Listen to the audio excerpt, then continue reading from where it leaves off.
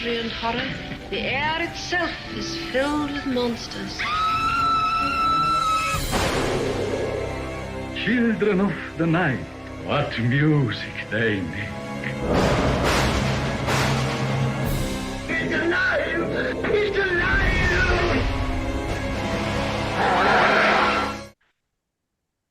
Well, hello, all you monster fiends, and welcome to a...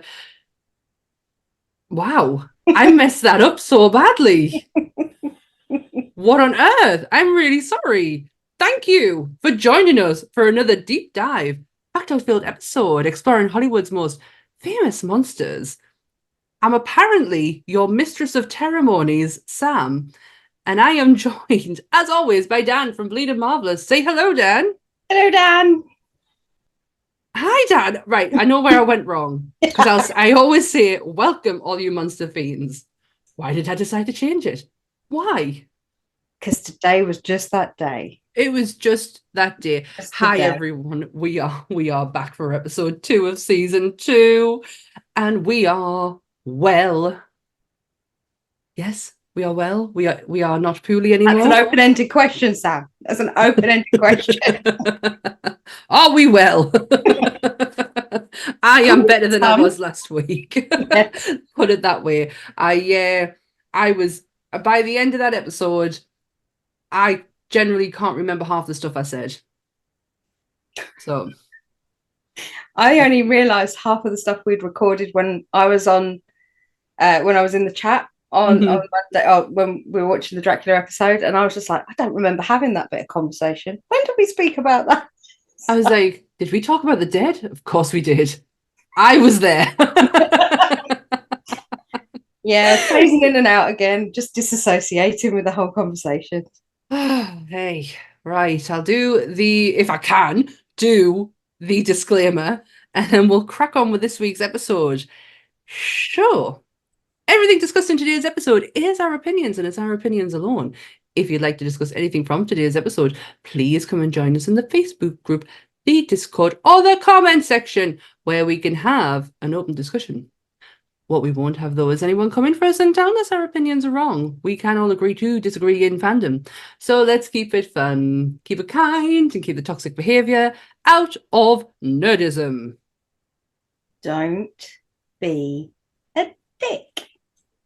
What the lady said. Yes. What she said. Right. This week is... I hate saying this name, by the way. The Blob.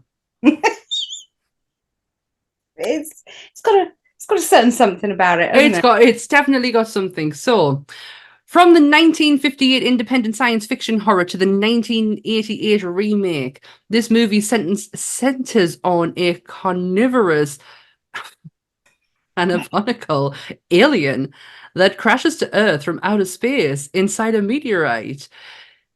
It envelopes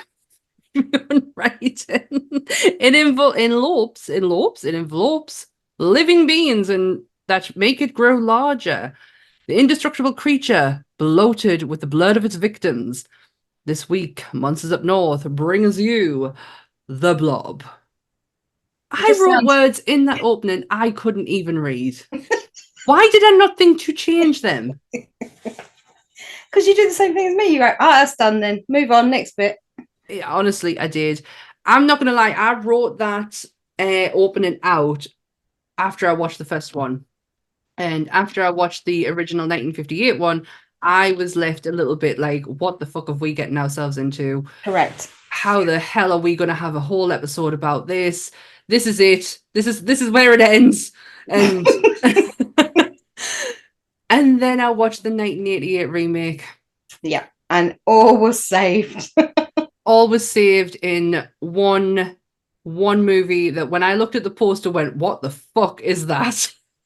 See, I wasn't aware of the 88 remake because in my head, I thought that the 58 was the remake because for some reason I thought there was a film before that was black and white that was The Blob. So I thought the 58 was the remake, but I'm glad I was wrong because the 88 was a masterpiece in itself. So it was everything you wanted from an 80s creature film. And the copy that's on YouTube, by the way, so you can go and watch the 1988 and the 58 version. They're both full versions on YouTube.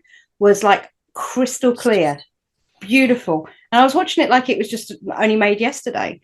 So it was really, really well remastered, whoever did it, because 1988, we're looking at over 30 years ago.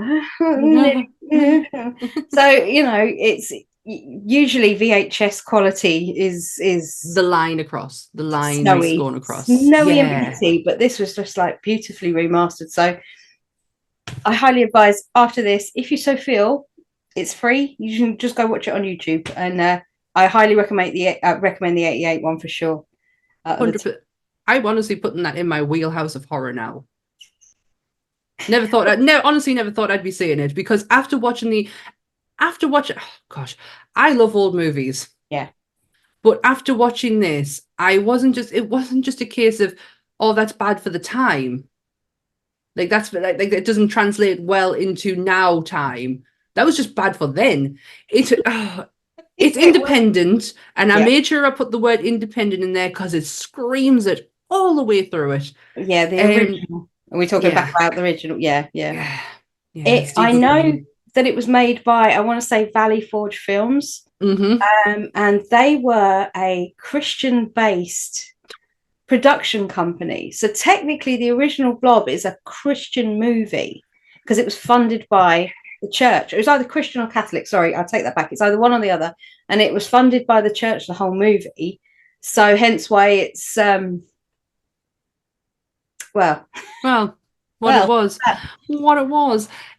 Starring Steve McQueen. This was his debut film, I want to say. Yeah. He's probably the only watchable thing in it, to be honest. It was something. Him and the policeman. So the policeman who believed them. Yeah. I kind of liked him. Dave or Dan or something. I can't remember what his name was, or something along those lines. I want to say Dan. Yeah. I do want to say Dan. But he was a nice guy. But my goodness, I am all for having a bit of mystery in my movies. But not having a fucking clue is a completely different thing. If you look at Steve McQueen, everybody holds him as an icon of like 50, 60, 70 cinema. He was the leading guy, the rebel. He took over after James Dean, obviously. Yeah. I know James Dean was a rebel without a cause, but he was the rebel character. He was the teenager, naughty boy, even though he was playing a teenager in this movie, and he was 27, 28 when he got cast in this position. And it was just like, there's no way he looks like a teenager. He's like a 30-year-old man. It's like, who are you trying to frigging fool? Who are you trying to fool? The cast of Grease? Yeah, clearly. Yes. Oh, God. It's even worse. Yeah. But then that is the Blob connection with Grease, isn't it? Because it plays at the movie theatre, doesn't it? Whoa. That was so quick, but I literally did not put two and two together there. Yes, it is. Yeah. That is one of my factoids written down, is that it is the movie that is playing in Grease. Yeah, and when they first pull up at the very first drive-in, isn't it? I know that film back to front and inside out, so... Yeah, it's the cinema scene that they show. Steve McQueen is the star of this show, is the star of this film. They got the duck. I love that line. But it's like, Bullet, we're talking iconic movies, and you think Steve McQueen, wow, great escape. These movies, that man acted in those movies. Mm-hmm. He did. In this. Did he? Did he act? I don't know. I just don't know whether it was the pressure of being the lead guy, but there was a lot of rumours on set that he was notoriously difficult to work with on this film. I didn't read that part. What I read was that he was an absolute chain smoker. Yeah. And there is an actual scene in the movie where you can see smoke coming from behind him because he's got his cigarette behind his hand. Yeah. I actually saw one of the clips showed the smoke coming up behind him where they'd gone action and he just stuck his fag behind his back. Yeah, just behind his back. And you can see the smoke coming up. It never got cut. But this is how much he held at the time, held this movie in regard. Yes. He was offered 2,500 or 10% of the takings. Yes. And he said, this ain't gonna work. I'm just gonna take the 2,500. Thank you very much. Give me my money. And this movie went on to gross 4 million. Yes. The budget itself was 110,000, which by today's money is 1.2 million, because we're talking 1958. And it made in the box office in 1958 $4 million, which by today's standard puts that about 43.8 million. So you've got that in the run-ins of some of the biggest movies made around in probably, we're talking pre-Marvel. If I say pre-Marvel, because Marvel goes in, Marvel put things into the stratosphere, but we're talking pre-Marvel days. Anywhere between 40 to 60 was the running average of a really good movie. So by today's standards, it was a runaway success. 4 million. He would have taken home, by today's standards, 4.3 million if he'd have just taken 10%. So, I mean, I bet he wasn't like losing sleep over it, but still, that's a big chunk of change. However, for all that he made them assumptions back then, in his home, in his bedroom, at the time of his death, he had a movie poster of the Blob. I hate saying that name. I can't. It is such a horrible name for a movie. It would have been worse if it was called the Glob. You've got a ghost. The Glob. That is what they were going to call it. The Glob. You've got a ghost. I've got a Loki trying to shut the door. You little shit. Yeah, I've got a ghost. I was going to have Yeah, the Glob was one of the other working titles. I think that, for me, for some reason, that sounds worse. The Glob. It sounds like something coughed up, doesn't it? Blech. But yeah, it was. I don't know. I mean, for the day, you've got to remember, 1958, color was a new thing. It wasn't. It was, if you had the money to do a color movie, you were really well off. Because James Dean went on to do a movie in 1959, and that was black and white. Yes. So 1958 and colour, and to be able to pull off the colour they did with the red vegetable dye into the silicone, which made the Blob itself, is really, really clever by today's standards. It massively. It never dried out.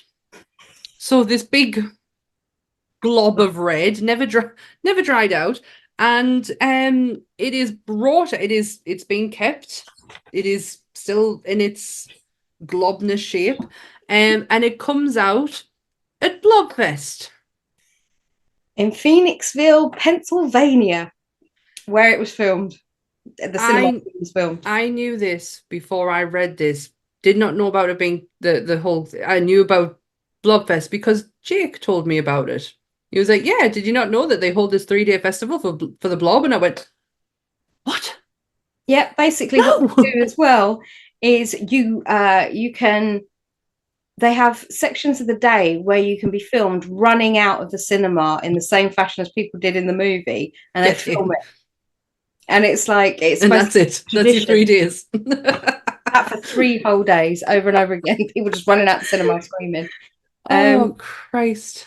Yeah, I mean, I know they do they have like 50s hot rod shows there at the same time. They shut. That's cool. Yeah, they shut the whole village town down to host this thing.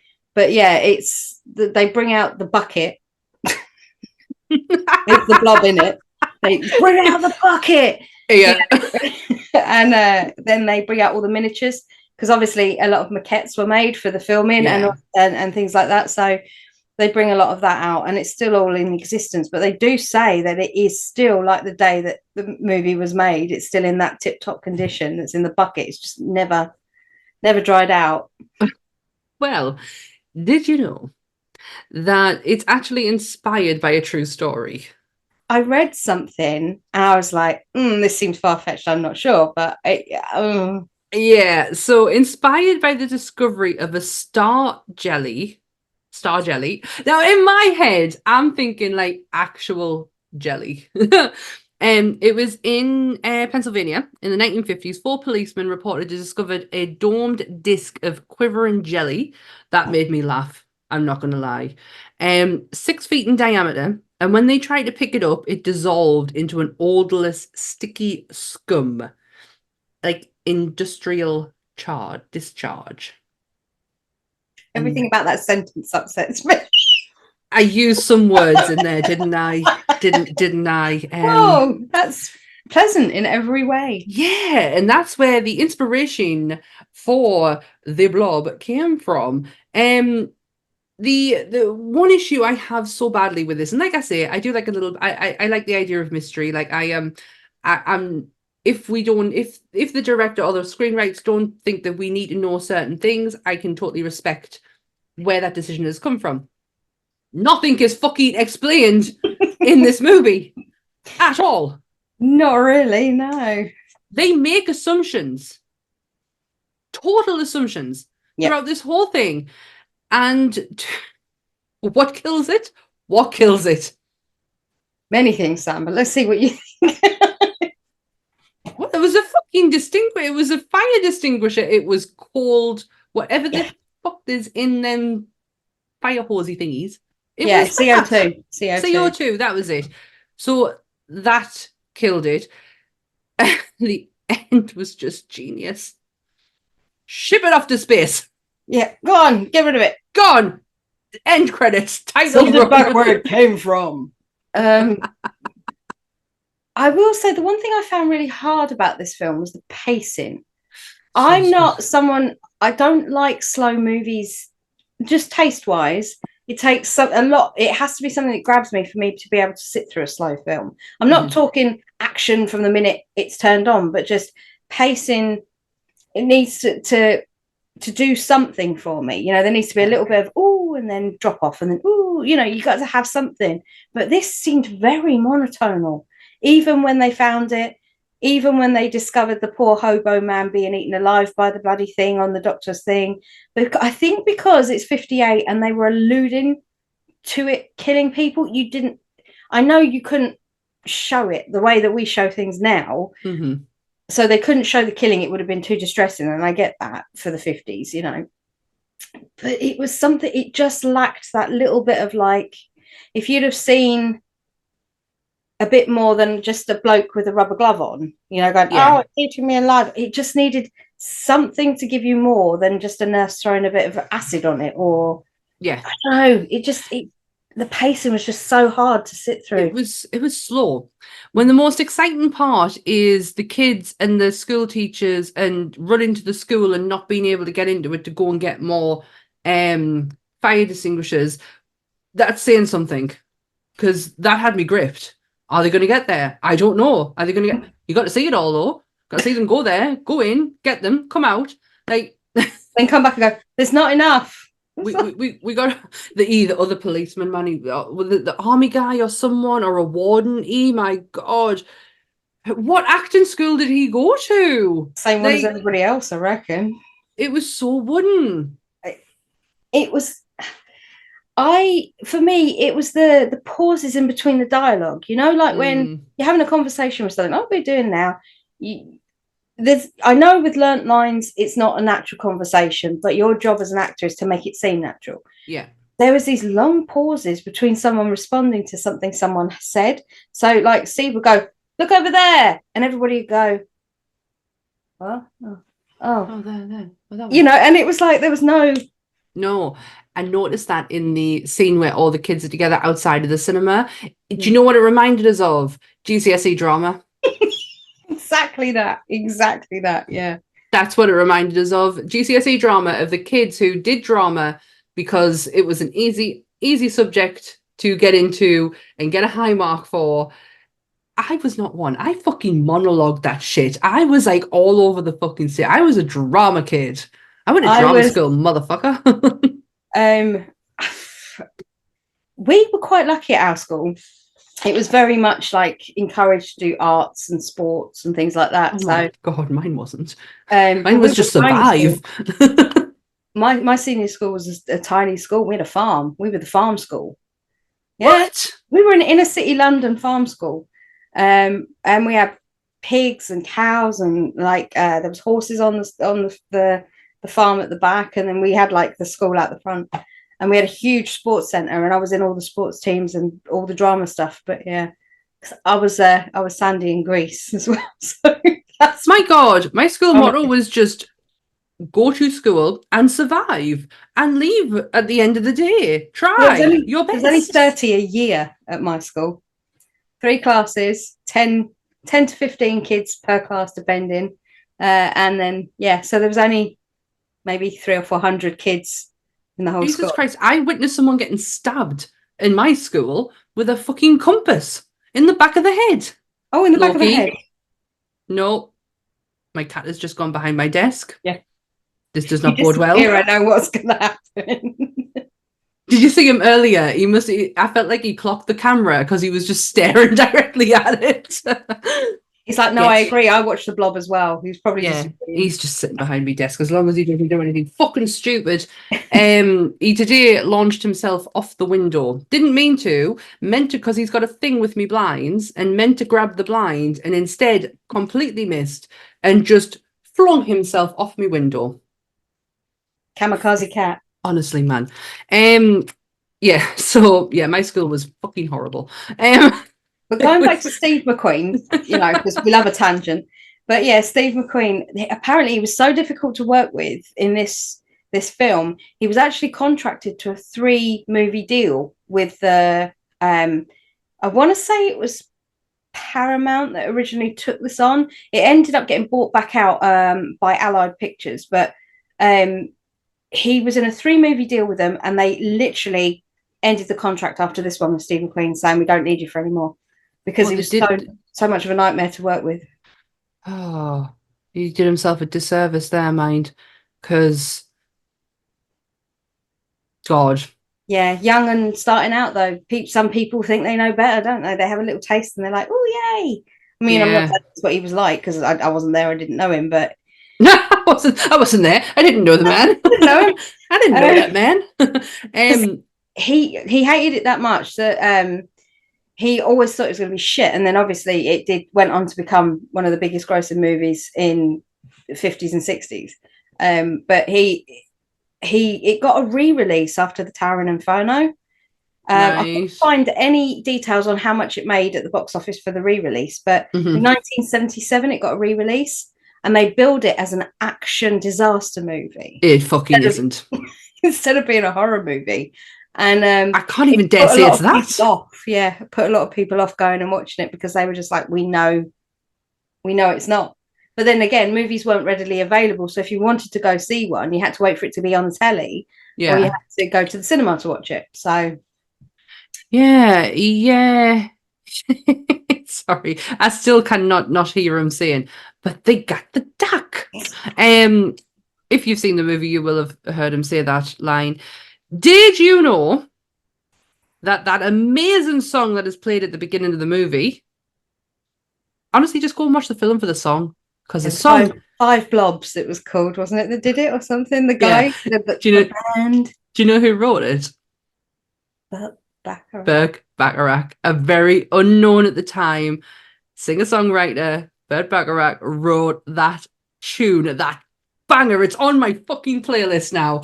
It is an amazing song. It sets you up for something that is never gonna fucking happen. No, I mean it did that well. It hit the Billboard charts, didn't it? And I mean that was you never had movie score / songs get into the top 100 or into the music charts. That didn't happen. And it was one of the first movies to pull that off, and it got really quite high for something that was supposedly 5 men that recorded it, but it was just one guy. Yeah, the vocals recorded 5 times in different pitches and different harmonies and stuff, and it was billed as a 5-man group, the 5 Blobs, and it was just like 5 Blobs.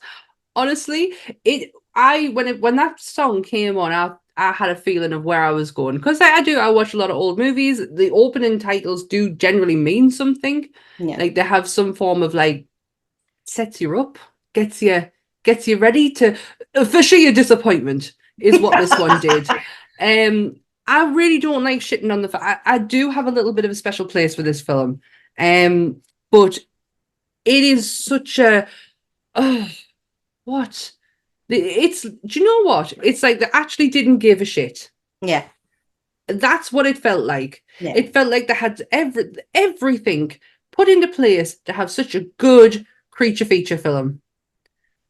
And they just give up on the first hurdle. That's personally what it felt like. Well, this should explain something. I mean, I hope it does. When they filmed it, it took 31 days to film from start to finish. The actual movie schedule. But the special effects that was in the movie took from 6 to 9 months to complete. Oh, I don't think so, Kitty. So it took 6 to 9 months to do all the different blob effects and the slime and the one of the effects that they did, which was shot in reverse, which was quite a new concept, was when it was going over the diner, they showed it going, and it was a cardboard cutout, and they had to do all it encasing it, but they shot it in reverse. So basically, they'd already covered it, and they'd had it tipped upside down and just had it off. But then I read about that because it was like revolutionary. Yeah, it was. It was something they'd never done before, or it was only used for a couple of things prior, and it was crazy. But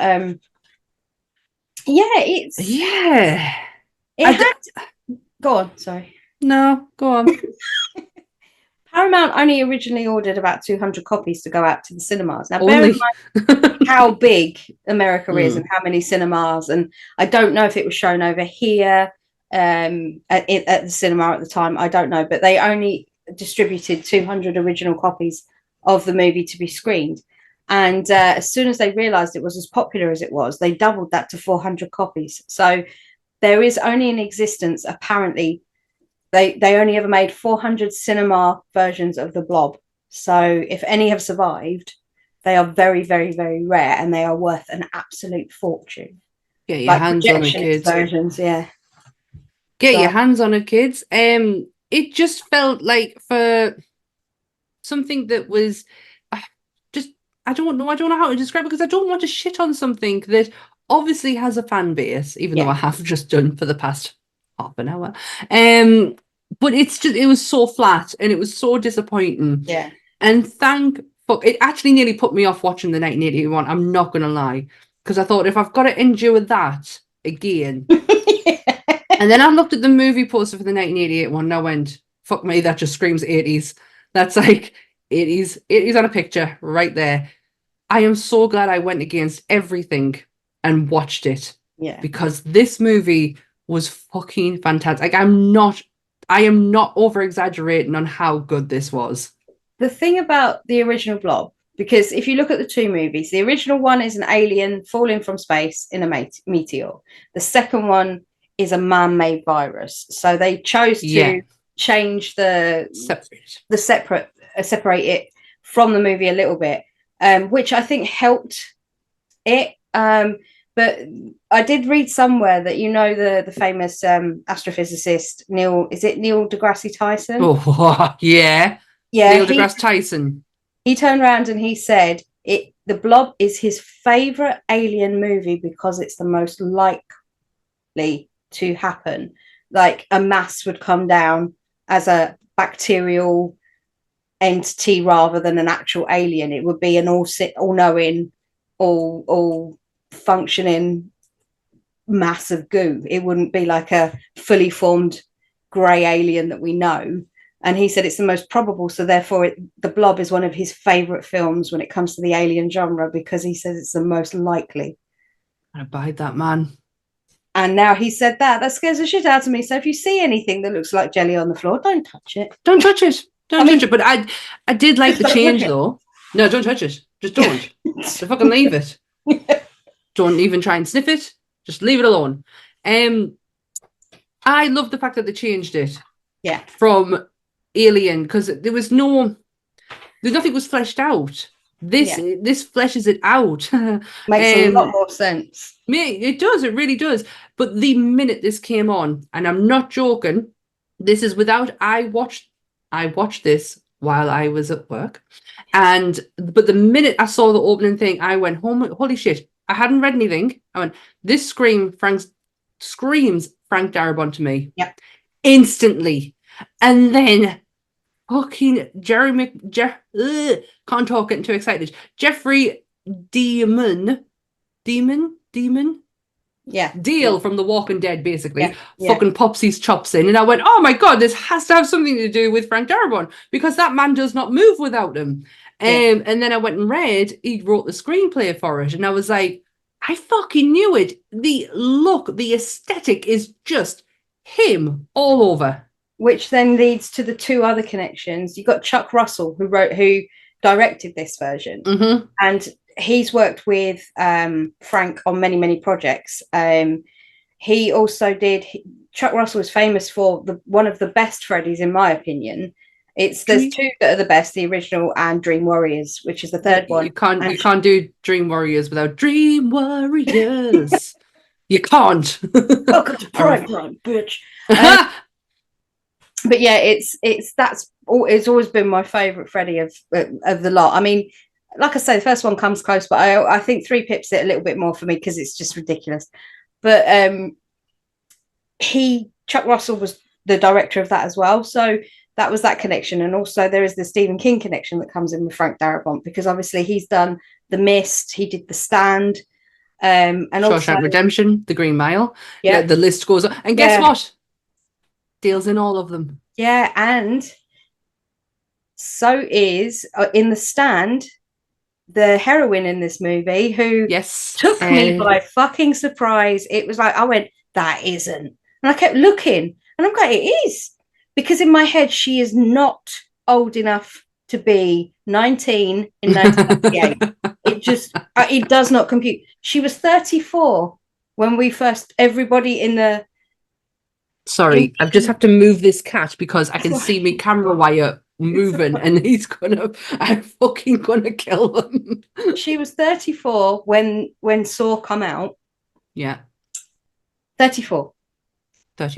We're talking about Miss Shawnee Smith. Shawnee Smith, Amanda Young of the Saw movie, the anthology. Still in it today. Exactly. And she's 53 now, 54. Was that a spoiler for Saw 10? Nah.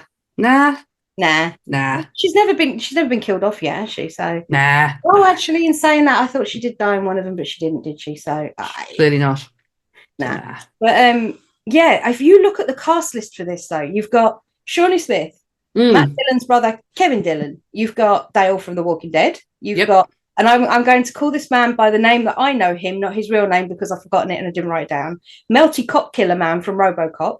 Guy cannot catch a fucking break. It had Erica Eleniak in it from Baywatch, one of the Baywatch girls, who in that scene when he's Rohypnol in her or whatever the hell he's doing, I'm so glad that came back and bit him in the ass. And did you see the icon himself? Mr. Bill Moseley was in it. Yep. You've got to pay attention. You know when they're in the sewer and there's that guy in the suit and he's screaming at them and they're trying to get out? That's Bill. Jaw literally dropped. I want to send you a picture because I screenshot it. Not for the fact that I've got a cat on my foot trying to attack my toes. My God, no, I didn't notice. I'm going to send you a picture of it now so you can see what I'm talking about. Yeah, it was. I was really surprised when I saw that. I went, no, it isn't. Will you get off my wires?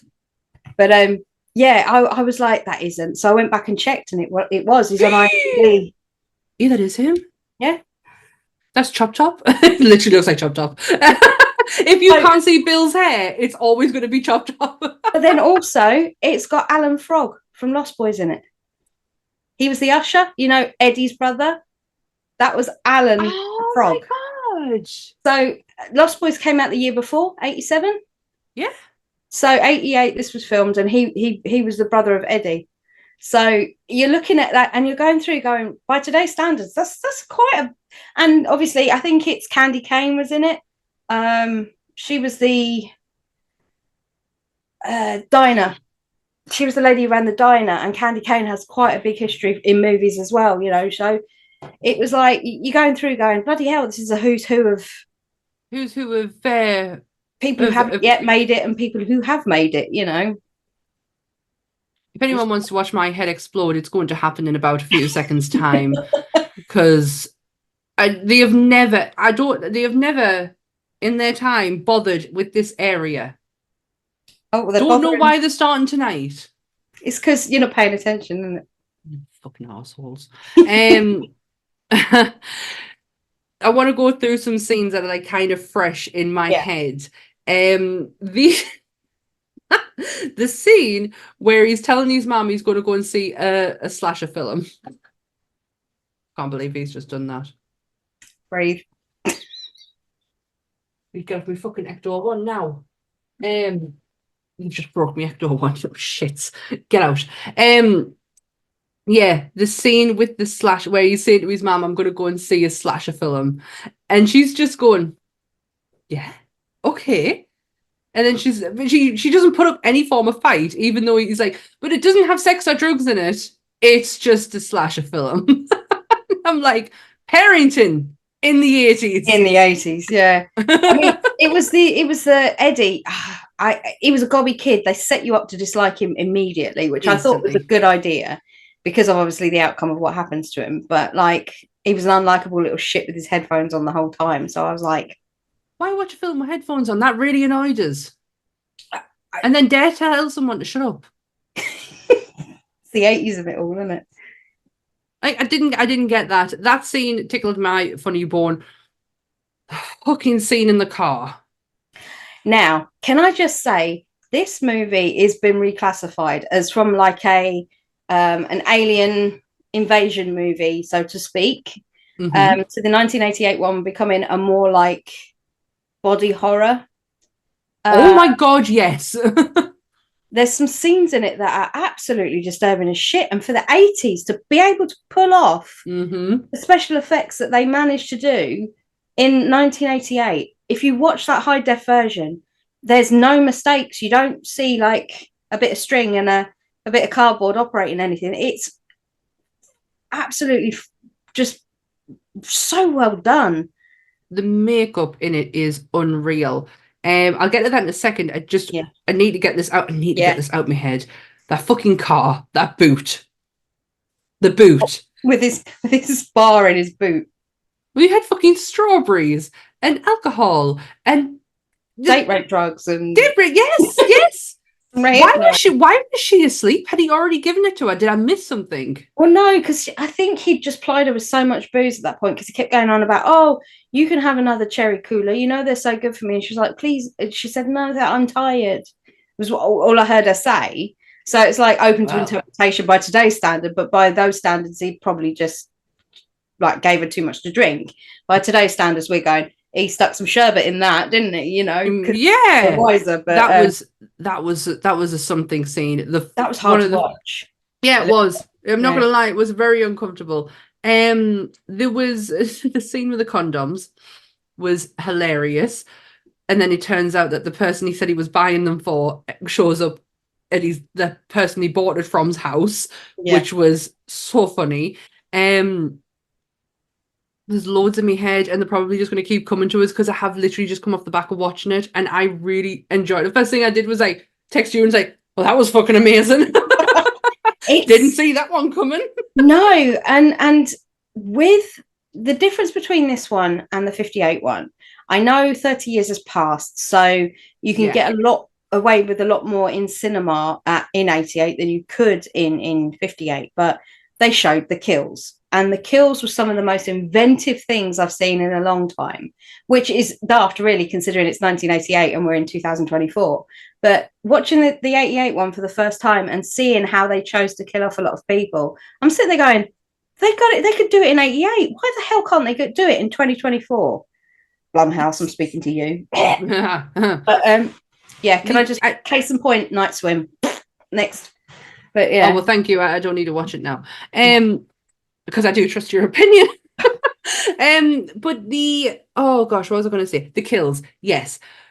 What got me was you don't really realize what it's doing. No. And at first, and what it really, really hit us was when they turn someone around.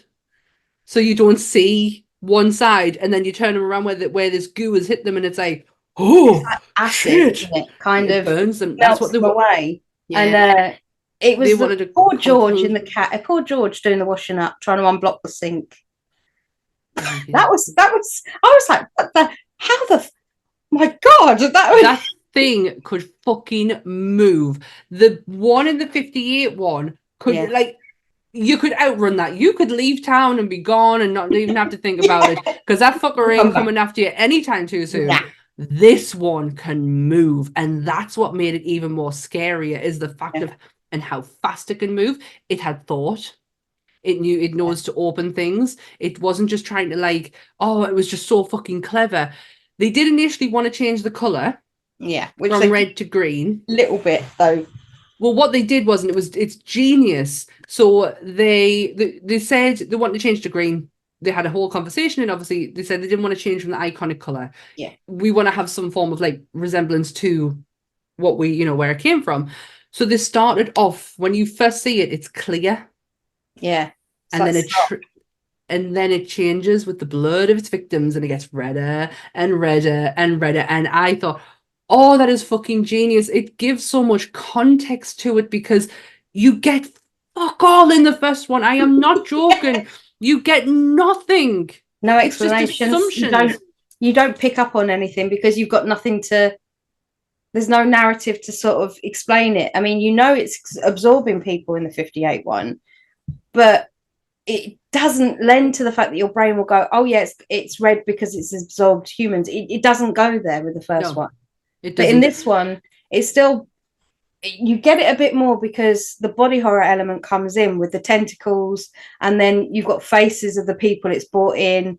They're still sort of in the blob, the faces. They're still there. Yeah, the bit with Dale as well from The Walking Dead, like that was unexpected. You didn't see that kill coming. But it looked absolutely mental. And I went, whoa, I wasn't expecting that. It was like, I kind of was in a way because he never makes it out of a Frank Darabont film. Only one I think he did is Prison Ones, which was the Green Mile and Shawshank. But if he's doing like proper full-on horror, he ain't making it out.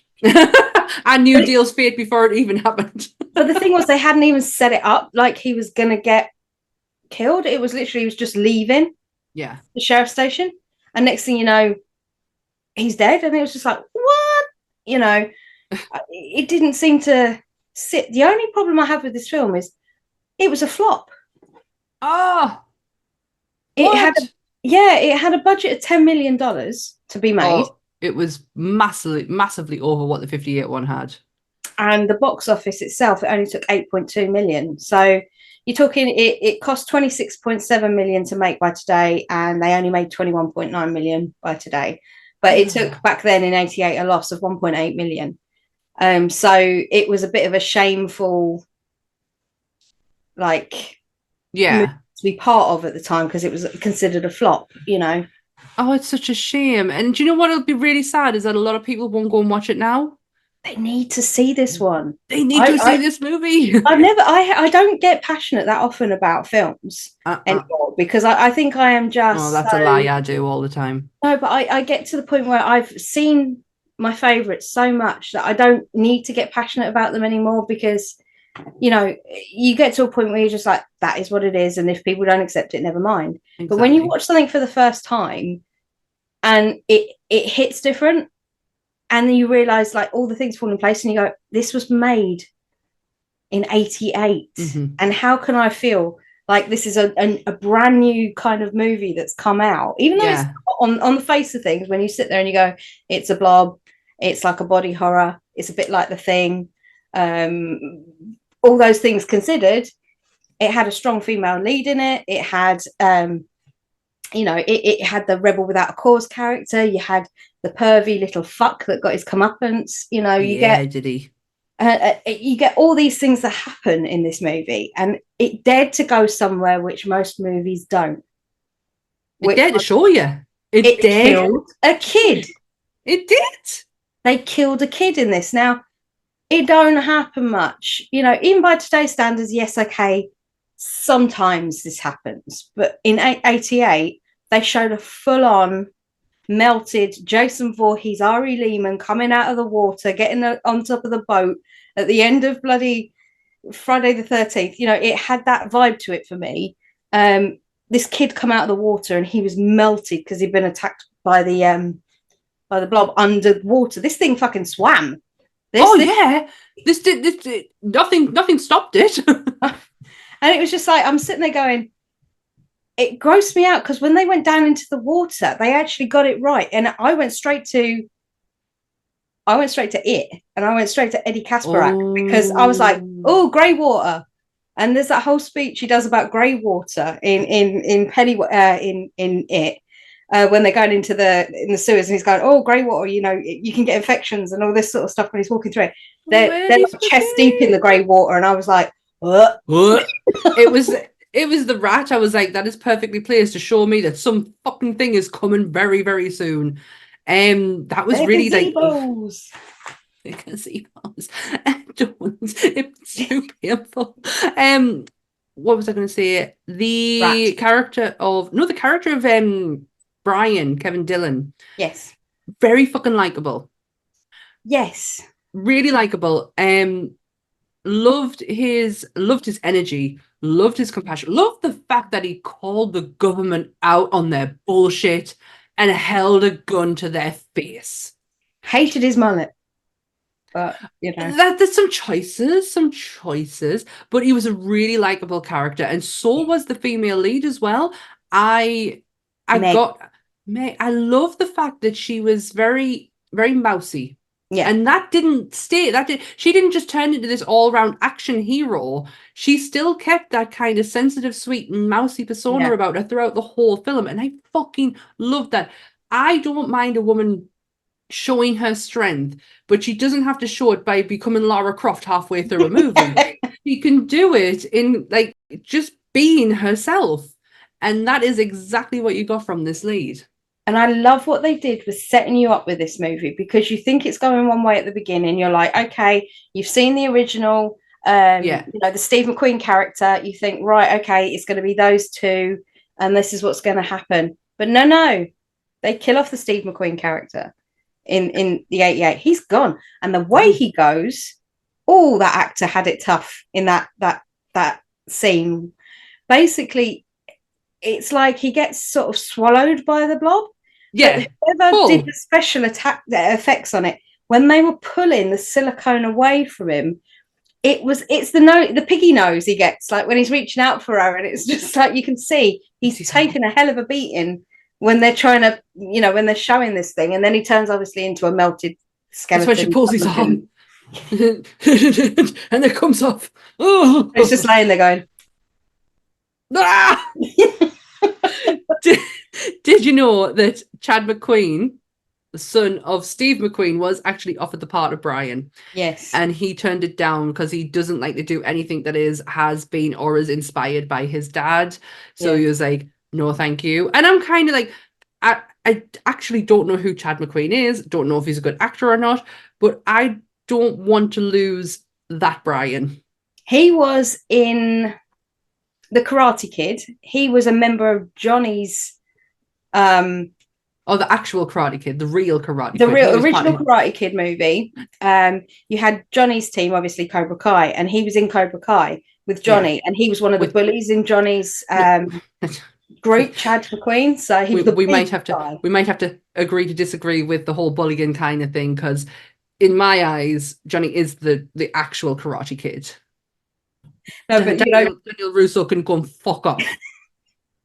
He has his moments. But yeah, I know who you mean. He was the big guy in the group, and that's Chad McQueen, and he was a lot bigger than his dad, stockier, and he had like a presence. Bear in mind, he did look like a 40-year-old man beating up a 12-year-old child, even though we know Ralph Macchio was 30 at the time when it was being filmed. So. Yeah, I mean, he can definitely, but he can pull that off. There's certain people who can pull that off, and he was one of them. I don't. Then the way I got it in my head, and I can see him kind of vaguely. I don't think he would have done this part any good. No, and I'm not saying that because Kevin Dillon was fucking amazing. I mean, I loved him. People know him for Blue Bloods. Now, I haven't seen Blue Bloods, but I know he's in Blue Bloods, and obviously I know him as Matt Dillon's brother. I always have done. Something about Mary. Matt Dillon. He looks exactly like him. Exactly. Apart from the mullet. But Kevin Dillon, I have a relationship with Kevin Dillon's face that sometimes I don't like to look at it. It makes me feel uncomfortable. And I don't know why. You know, you just have certain people you struggle to I do. to look at. And I don't know why. He didn't do anything wrong. It's not his face. It's not his fault. His face is that way. And, you know, I think it was when he was getting angry. I was just like, oh, don't. Oh. The one thing I loved about this movie was the cinema scene. So in the original, that cinema scene with the fake movie, is it a fake movie or was it a real movie? It was a fake movie. It was a fake movie, that's right. But they did do something with it later on that I read. There was something taken and made into, that's a whole different fucking conversation. But the cinema scene where it squeezes slowly through the back of the cinema and everyone manages to escape because of the fucking speed that this thing is moving at. Played out the same in the remake with another fake movie, which obviously is very inspired by Jason Voorhees, which was fucking fantastic, but done in the same style as well as the original from the 58, which I truly loved. But the only difference in this one is no fucker was escaping because that bitch can move. I love the difference in the two. I really do. I know that scene is so iconic when everyone's running out of the cinema to a town that actually looks like nobody lives in. Yeah. Which is what they did with the opening of this one. They made it look like a town that nobody lives in, but everyone was at the football game. Yeah. And it was like, I'm sure they did that on purpose because that town looked like a fucking ghost town. It did. In the 58 one. But I love the fact that they used that cinema scene within their movie, but did it how it was meant to be fucking done. That was fucking terrifying. Nobody is seeing that coming out the back. No. Do you look over your shoulder when you're in the cinema? No, you look forward, don't you? I always look back. I'm always looking. I went to a cinema experience. I went to see Lord of the Rings. One of my occasions I went to see Lord of the Rings. I was very inebriated. And I spent the entire time looking for the exits. And ever since that day, I always look for the exits. I always have to make sure I know my surroundings. I know who's sitting behind us. But yeah, you do look forward. Yeah. And I just love the fucking speed that this thing went at. When they filmed it, it was predominantly filmed in stop-go animation and puppetry, this thing. So all the tentacles were puppets. Yes! And practical. Exactly. The stop-go parts were, I read it, they were silk bags filled with methyl cellulose. Yeah. Methyl cellulose is something you find in milkshakes. Yeah, I'm really glad you said that word because the slime and the juice is made of the and it's the thickening ingredient in milkshakes. I wrote words down I can't pronounce today. Oh, I write it down. Right. This is the way I do it. If it's a word that I don't know how to pronounce, I write it phonetically. So I know how to pronounce it because I've written it how my head thinks it's lessons learned. So I learned to do that a long time ago. Lessons learned. But yes, the thickening ingredient in milkshake. Yeah, which was, and the special effects, if I'm right, was done by Tony Gardner. Yes. And Tony Gardner is famous for now Zombieland. But Tony Gardner also was the guy who designed Daft Punk's helmets. Oh, so he's got a bit of he's got a bit of a repertoire as Tony. That's a hell of a iconic duo, you know. Yeah, you can picture it instantly. I can picture exactly what they look like. I mean, I know they're bike helmets, but still, they're a bit more spangly than just bike helmets. So, well, you could say Slipknot's masks are just a rubber mask, but it's not. It's artistry. There was a cutscene. Was there? There was a cutscene in this movie with the creature going down the street. Right. Cut out the movie, but not unused. Because it made its appearance in Ghostbusters 2. Secret. Right. Isn't that was one of my favorite things that I wrote down today. Didn't elaborate on a lot, but it was used in Ghostbusters 2. I think I can see it in my head as well. Yeah, the I think I slime. can see the scene where it's rolling down the street. Yeah. Yeah, used in Ghostbusters 2. Because obviously, if you look at the goo and the ooze from Ghostbusters 2, the colouring is very, very similar and could be changed up easily enough in edit. So if we want to go weirdly canon, the Blob from 1988 powered the Statue of Liberty for them to be able to defeat Yes. Vigo. Yes. I Vigo. I'm not gonna do it. Came this close. Carpathian. I command you. Oh, command me, Lord. There's something about the way he plays that character is just Oh, fantastic. it is absolutely brilliant. Janosch. Oh, what a Yeah. guy. Honestly, It make just, that movie for me. oh, command me, Lord. It's like, stop it. But Stop he it. was great in Dracula Dead and loving it. He was the Yeah, Renfield Renfield, wasn't he? character. Yeah. Yes, he was really good. I love him. Can never remember his name though. I think it's Peter something. Oh, He was in Ally McBeal for a long time. And he played, oh God, yeah, he was the Would you now in nowadays he would probably be classed as autistic, yeah, but he was very just classed as the strange one. But yeah, he was the a eccentric weird one. genius. Yeah. Yeah, but he was a genius at what he did. Oh, yeah, he's so good. So in our world, the Blob is connected to Ghostbusters too. There you go. Yeah. Done. Sorted. There's a connection.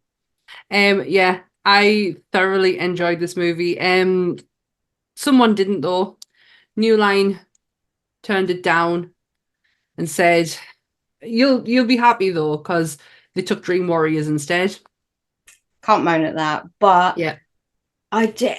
It's been a long time since I've watched a film that I've just walked away from and really enjoyed from start to finish.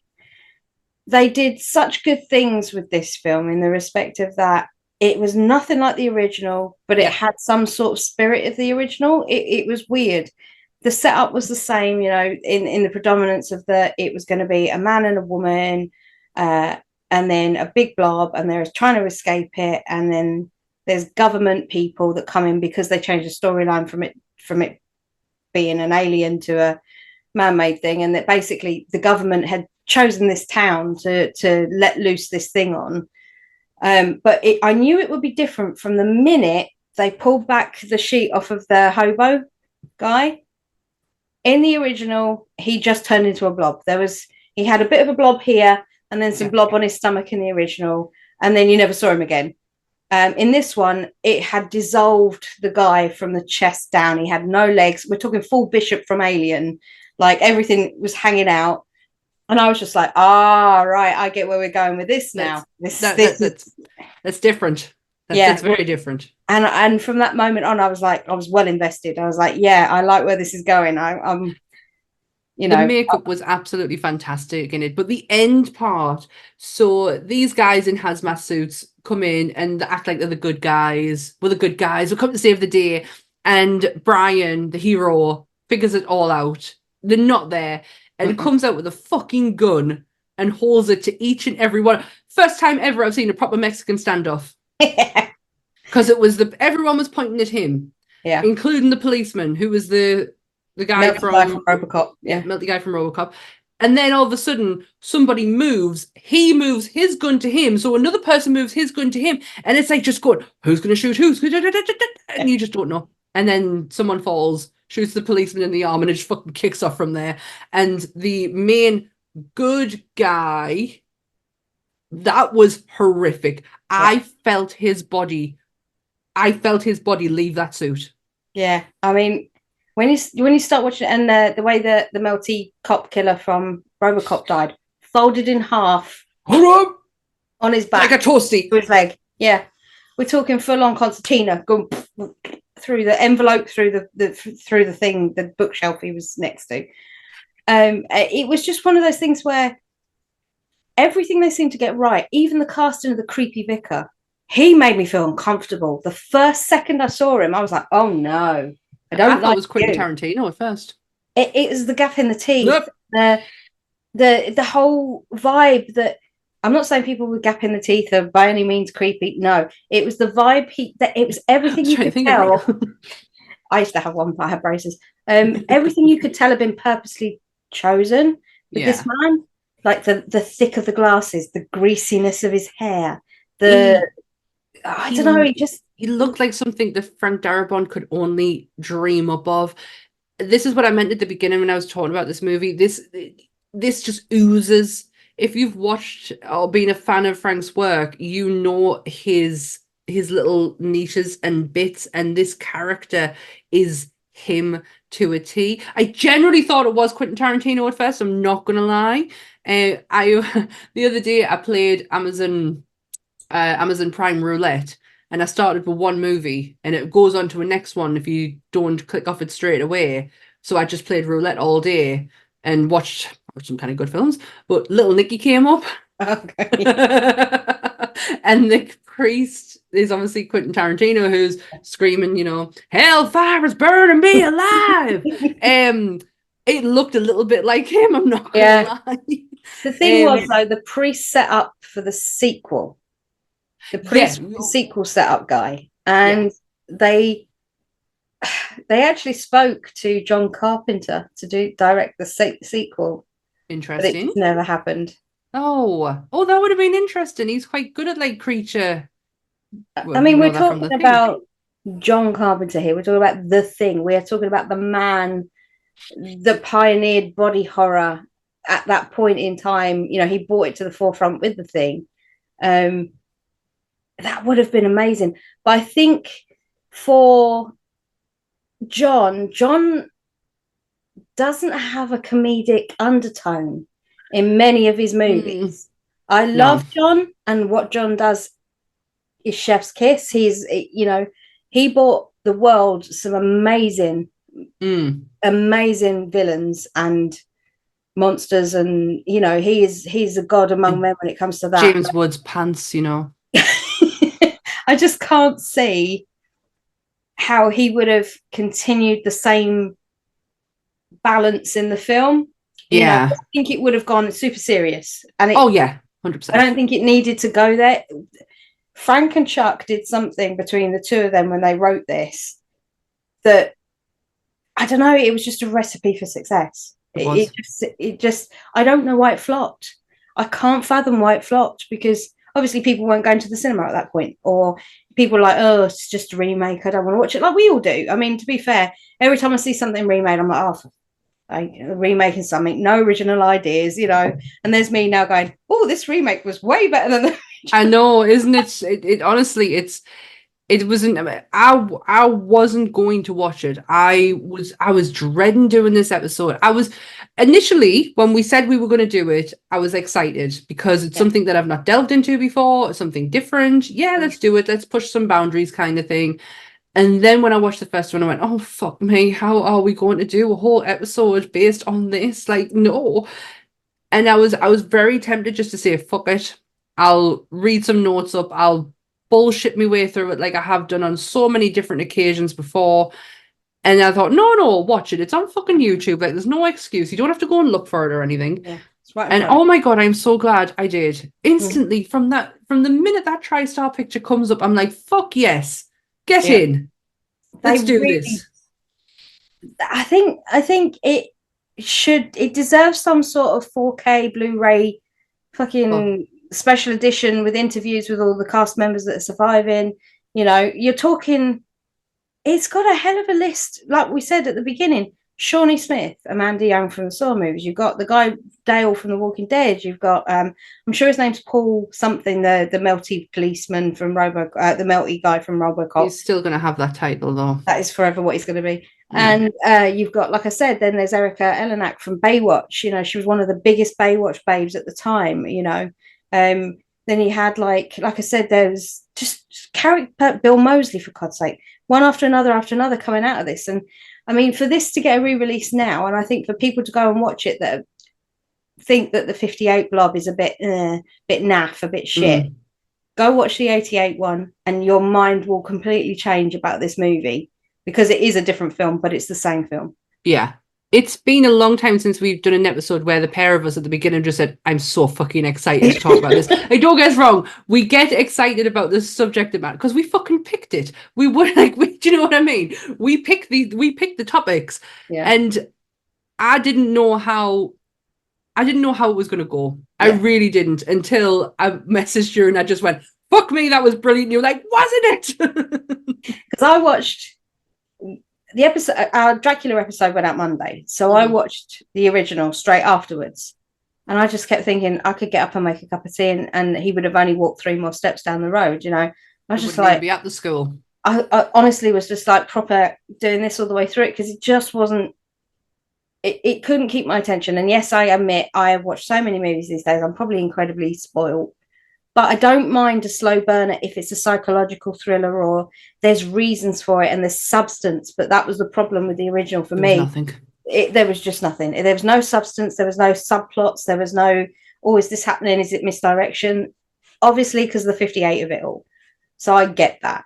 But what they did with the 88 one and what Frank did and Chuck did blew my little mind, because I will say, for the first time in my entire life, I take back what I say about a remake just for this movie. Just for this movie. Because I usually say that they're not worth doing. You did say last week that you kind of give them a little bit of a chance because you kind of like... I do. I always think, you know, want to see. It's FOMO, isn't it? You don't want to miss out if it is good. Totally. Yes, you are 100. Yeah, you're right. So I always give them a chance. And Black Christmas has been the nearest one to a remake, you know, the so 2000 and whatever 9 remake that they did for me was the closest to a decent, a really good remake of the original. Didn't take away from the original, still loved the original.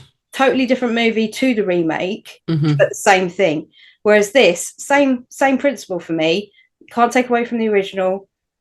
The remake was done differently, but I will say on this occasion, the remake took a huge steaming pile of crap over the original, and for that, I eat my words about remakes. Just on this occasion. Honestly, it's on YouTube. Go and watch it. Give this movie some fucking love. 1 hour it really 45.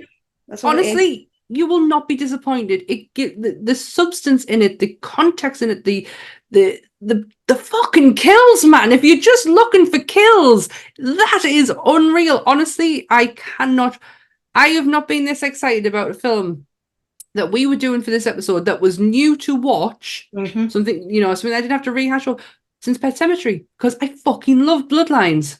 And I think that's got a lot to do with it. We, for this podcast, we focus on people that, you know, obviously are the villains, the monsters. That's the whole point of this. So we go to movies that we know that people, well, we presume people will want to hear about, like your Pennywises, like your Jigsaw's, like your Phantom of the Operas, like your Invisible Man's, you know, the list goes on. We go to those immediately, but we've seen those films. Yeah. We've seen those films before. And I want to say this is the first time going into a podcast where I've watched a movie that I've never seen before. For me. I've seen the original Blob. I'd seen the 58 Blob at some point. I knew I had when I was watching it. But the remake I had never ever seen before. And it was so refreshing to sit and watch a film and be engrossed in it and then want to talk about it and get really giddy about it because you think you've discovered something new. You haven't. Yeah, you haven't. It's been up for fucking 30 odd years. Like, no, you haven't. 6 years old, you know. I haven't, but I feel like I have now because I feel like I can go back and watch it and it will be just as good as the first time I watched it. And, I haven't watched it to death, so it's really nice. It's like when we do next week's, I won't say what it is, but when we do next week's, I feel like it's going to be a lot to do. But it's a well-established villain, horror movie monster, you know. So you've got preformed ideas. You've seen the movies hundreds of times, so it's not going to be anything new going into watching them. No, if you get what I mean. So absolutely. It's so nice to watch a movie like this and go, oh yes, it's exciting. Anth rang us on his break. He's at work tonight, and he rang us on his break, and I was telling him about it, and I was like, He goes, right, I'm gonna have to go literally like instantly as I started talking about it. And he went, I was like, all right, I'll just bore the tits off you tonight when you come in. He went, looking forward to it, Sam. I'll see you later. I was like, oh, he knows too well. You like it. I'm gonna make him watch it because I genuinely think he will love. He loves Frank Darabont, so I Yeah. know he's gonna get on this straight away. Because there's such a feel about it, and I know I've banged on about it, but honestly, you do get that kind of like warm, like you know where you are, you know whose universe that you're in, so you kind of have like an expectation of what's gonna happen. Not fully, because fuck me, the kills, I just can't get over how when she turns the woman over in the cinema. And all you see is just the side of her face, and he turns her over just to be sure. Yeah. And her face is all melted off. There's nothing left. There's nothing there. That it is done so well. Everything is executed really, really well. I mean, for $10 million budget, you bloody well hope it would be.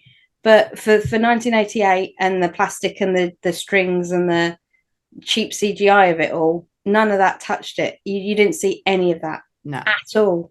No. So it was just a real well done movie, in my opinion, anyway. Nope, for whatever that's worth. Well, it's worth a lot to me. Well, I totally and 100% agree with you. Have we got any more, or are we putting the Blob to bed? Oh, I know it sounded awful. It doesn't. You can't say it any other way. No. Please, honestly, I'm urging you once again, go and watch it. It's on, like I said a million times before, it's on YouTube. Just go and give it some love. You will. And if you haven't watched it for a long time, go and watch it again. Watch it with fresh eyes. Watch it with your now older eyes and just see the magic that is in front of you. And just remember, it powered the Statue of Liberty. And it engulfed I think it was the Museum of the Museum of, what was it? The Natural History Museum in Ghostbusters. Yeah, because where all the art is, isn't it? Yeah, it went. Yeah, I was trying to think what building it was. And like my brain's just like powering down now. But yeah, it saved the world basically. Yes, on New Year's Eve. So it may be a villain now, but I think after it's lived in the sewer for a couple of years, down there, it sort of chills out a bit and decides to be a good guy instead. I reckon saves the world. Yeah. So next week. Dan alluded earlier that he is a very well-established monster. He is a very well-established monster. He is one of the big hitters. If I had a keyboard, I'd play you the theme tune. The theme tune. Yes, he is a massive hitter. We have only done one of his like before. Clue number 1.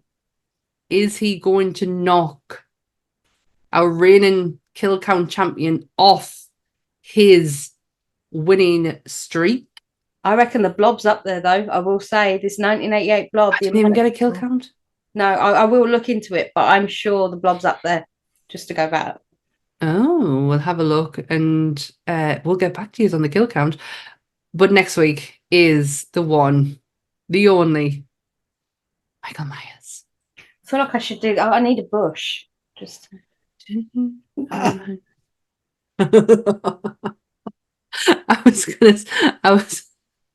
Oh man, this is how tired I am. I was gonna say he is the Shatner wearing boiler suit loving. There we go. Oh yes, we're going there, guys. We are honestly like when it comes to like his kind of like iconic structure.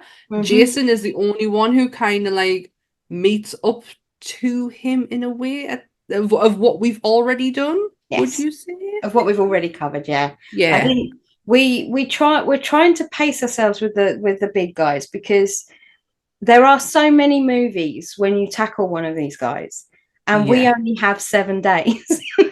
Yeah, from like when we do this on a Thursday to then I have all the promotion to do for this, and then I have Sunday's episode to do, so I need to watch whatever is there for Sunday, and then I have to think about monsters before going into Thursday again.